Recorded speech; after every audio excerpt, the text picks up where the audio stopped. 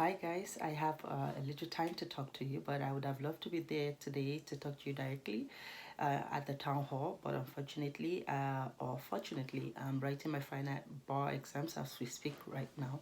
So I've been asked to share my uh, experience as a black woman living in North America, and it's been 2.5 weeks or 3 weeks that there's been a rage about the killing of George Floyd, and I'm sure a lot of you have heard about it. And people are asking, why now? Why are people now marching?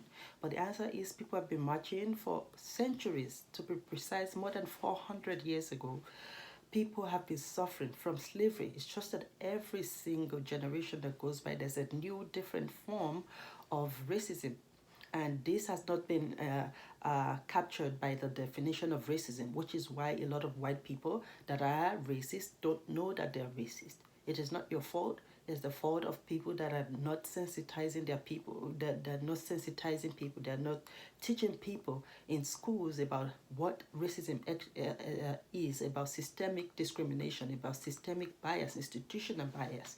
So I'm here today to share my experience. I'm not going to be going deep into my personal experiences, or would I be giving you anything that will traumatize you, but I'll go straight to the basics so that I can finish this with under 10 minutes or 8 minutes. So first of all, is growing up. I grew up in the UK for, let's say, about 3-4 years, and my both parents are doctors. My dad is a surgeon, and my mom is a doctor by virtue of a PhD degree. We used to live in London, UK, and my dad couldn't take it anymore because he was being discriminated against. He was never paid the same wage as everybody else. Neither was he paid the same wage as his junior colleagues. And when new people graduate from the university and they come, they're always placed above him. So he couldn't take it anymore. So we relocated back to Nigeria in 1994. So that was me at an early age learning the meaning of racism. After that, I'll talk about my brother and my sister-in-law. Both of them are medical doctors. My sister-in-law graduated at the top of her class and even got admission to go study in the United States at Harvard University. From there on, the racism started as well. You could see from the segregation and everything. After she finished her residency, she got another fellowship at John Hopkins. That's where it became so glaring that it's because of the color of her skin and her accent, while she's been pushed aside. A lot of times first of all, she's just like my dad went through, she was getting paid less. Like brother, on the other hand, also was started his residency, and it was surgery. It was supposed to take 5 years. After completed 2 years, when going to the third year, the faculty came up with some excuse about, oh, sorry, you can't go ahead to third year because you have to be permanent resident or American citizen to be able to continue. Well, why didn't you tell him that before? It didn't make any sense. So he ended up staying at home, being daddy daycare for his kids for another 2 years of his life, gone down the drain because he wouldn't go to McDonald's to work. After that, thank God, he got a referral from other doctors of color, and he was able to get residence somewhere else. And in December this year, by God's grace, he will be done with his residency. Myself, now to come to myself.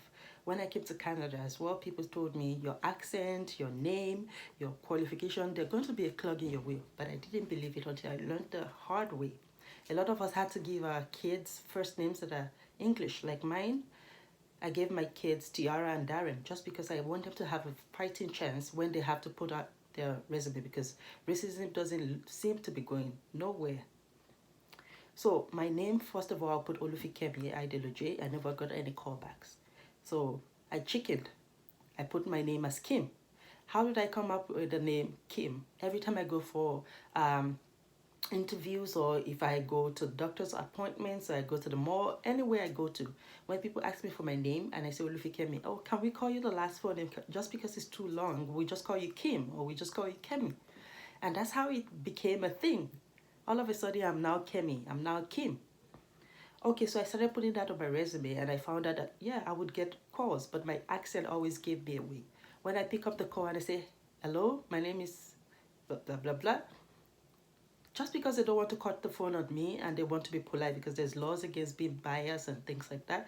Oh, we love your resume, would like to speak with you further, and they never call me back.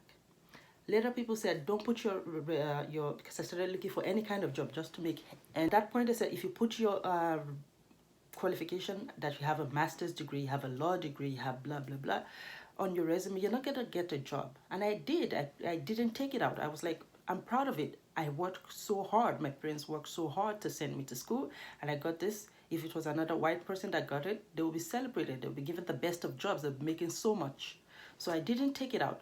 And I'll find people saying, oh, sorry, we would have given you the job, but you're overqualified. Really? Didn't I know that I was overqualified before I applied for it? Don't tell me what I'm overqualified for. But I know it's because of the color of my skin. A lot of my white friends will say, oh, there's so much laws about anti-discrimination that is protecting you. No, it's not. It's just there in the paper. Because most of this discrimination, you can't even prove it. You don't have proof. You can't take it to the court. So how can you implement those laws if you don't have proof? Because they're systemic. So a lot of things that we go through.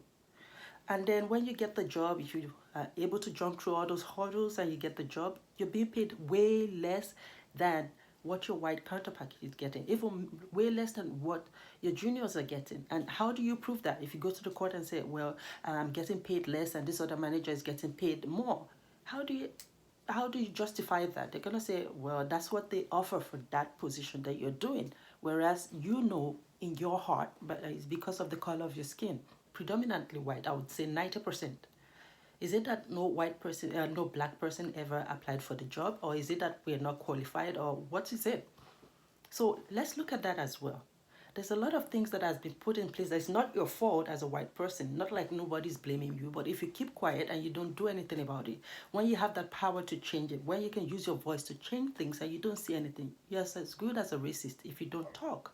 You have to be an ally. You have to make sure that you use your voice to help people, to promote this thing called to promote this thing called allyship. Let them know that you stand in solidarity with other black people. When you see something that is not fair, you speak about it.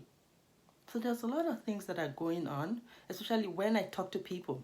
People laugh at me, and when they say, oh, why are you pronouncing it like that? Or they say something like, oh, you have a law degree? They're surprised, like, yeah, I have a law degree. Don't I look smart to you? I'm black, I'm beautiful, I'm bold, and I'm proud about it. I don't care what anybody says about me. So I stand firm.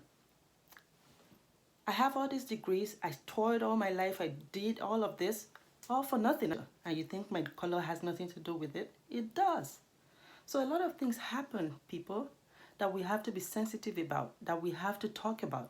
But I can't speak on it within 10 minutes. It's something that I would like to have conversation with people about so that you can see from my own point of view, and I can also learn from your own point of view and tell you what might be acceptable and not acceptable.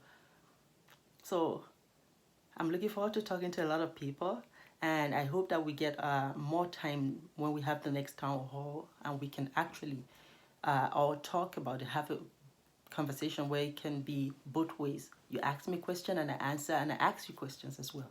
Thank you so much.